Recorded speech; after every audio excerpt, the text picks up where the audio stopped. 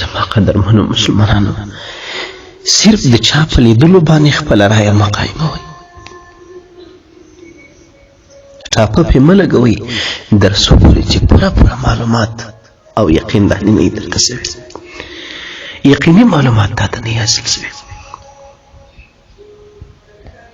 وایي په یوه علاقه کې یو ډېر ښه مصور اوسېدی. دا تصویرونه چې وباسي نو د درخت تصویر جایز دی، د کوټې دا جایز دی، د غره دا جایز دی، د سمندر د اوبو دا جایز دی، چې روح پکې نه وي، ژوند پکې نه، حساب پکې نه، دغه ټولو دا د شریعت له نظره هم جایز دی. او د پخوا د مضمون یو سبق او یو پیریډ د سکول دا هم ولو چې هغو به د تصویر کشان که ستاسو په یاد یې غرنګي چې به ولې او هغه رنګه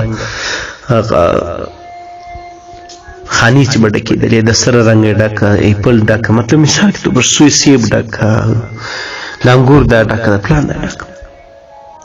نو یو سبق هغه پکې د تصویر کشي هم یو سړی به په علاقه کې ښه رسام هغو به د نقشې ښه برابرولې، رسمونه به ښایسته. په دې علاقه کې چې دا رسام اوسېږي لکه په یو علاقه کې ډاکټر اوسېږي، په دې علاقه کې یو کساب هم اوسېږي. دغه رسام ته به د لرې لرې څخه مالداره خلک راتلل او ښایسته تصویرونه به یې په ایستله، نقشې به یې په جوړولې او پر هغه به یې خورا ډېر نازوي، ډېرې پیسې به ورکول. علاقه د مسکینانو ده، د غریبانو ده. دا کساب بیا یو څه غوښې تقسیمولې په دې خلکو باندې.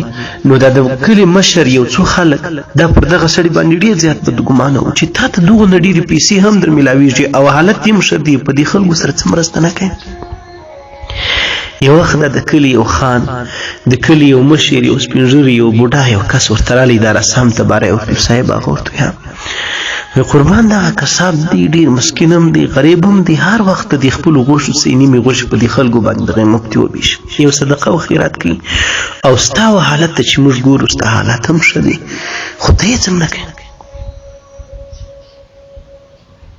وایي ډېر رسام لږ ورته وخندل او نور یې څه ورته ونه ویل، بس هغه سړی ولاړ شو. شپې ورځې د خدای تېرېدې، دا خلک نور هم پر بدګمانه شو. رسام چاته هېڅ غږ نه دی کړی، رسام مریض شو. هماغه کس چې تصویرونه به یې ایستل هغه مریض شو. مریضي داسې مریضي وه چې سختې مریضۍ راونیوی، مړ شو. د مړ کېدو څه وروسته سوکه هغه د قصاب غوښې هم سوکه کمېدې. آخر ته د قصاب غوښې بلکل پر مخ باندې بندې شوې، هېڅ چاته یوه تکه نه ورکول. خلک راټول سل، قصاب ته یې وویل چې صاحب خیر دی تا ته خو په پخوا یو کله یو صدقه او خیرات کوئ، نن په تا باندې څه سوي؟ کسه د هغه پر مخ باندې بند کړل. قصاب دلته راښکاره کړي چې صاحبانو د دغه غوښو پیسې ماته د رسام راکولې، چې هغه مړ شو لږ راته میلاوېدې چې آخر ته اوس بلکل بندې شوې. نو چې نه وي نو زه یې د څه شته وجې تر درکړم. ځکه علما وایي تاسو صرف د یو چا په لیدلو باندې په هغه رایه مه قایموئ، د دې ډېر اړخونه نور هم شته چې ته په هغه باندې نه یې خبر. او بدګماني داسې شی ده، د ځانه ټاپه لګول داسې شی ده چې دا انسان دومره سخت زیری چې هغه شعر ویل سوی دی جراحات السنان لها التیام ولا یلتم مجرح اللسان، چې د تورې ټپ ته جوړېدل ستا خو د ژبې ټپ ته نه، هغه هم دغه د بدګماني الفاظو د بدګمانۍ خبرې دي چې ته په څه خبر نه یې په هغه باندې ټاپه لګول او سختې زیات کړي. د دې وجه ځانو ډېر داسې څه سته چې په سترګو یو څه لیدل کېږي لیکن حقیقت دغه هر څه بلکل بل څه بدل. هغه یو سړی وي بزرګانو کې دي، جنید بغدادي رحمه الله، شبالي رحمه الله، ما څه اوس ته پام وتلی دي. وایي د ماښام ټیم دی، د روژې میاشته ده، د کلي په ګودر باندې راغلم،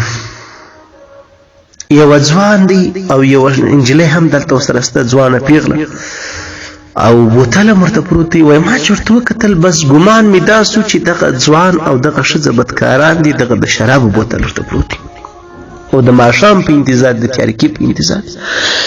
وایي باره مې بس نور ساه ونه نیوله، صبر مې ونه شو کړلی، بس راغلم باره مې پوښتنه ځینې وکړه. وایي هغه راته وویل چې صاحبه دا ځوان زه ورور یم، دغه مې خور ده او موږ د کلي بس دې کلي ته اوس رسېږو، خو اوس ډېر ستړي سوي یو، دلته مې ساتکۍ د ما وکړل. پلانې ځای سمې دا خور راوستل او دغه په دې بوتل کې سرکه راته پرته ده، په دې بوتل کې پلانې شی راته پروت دی، په دې بوتل کې د روژه په انتظار د روژه وروسته به د خپل کلي ته ځان رسوم. وایي زه وشرمېدم ماریان شوم چې تا څه ګمان پر کوئ، شیطان دې په زړه کې څه در اچولي ول او هغه دې سره څه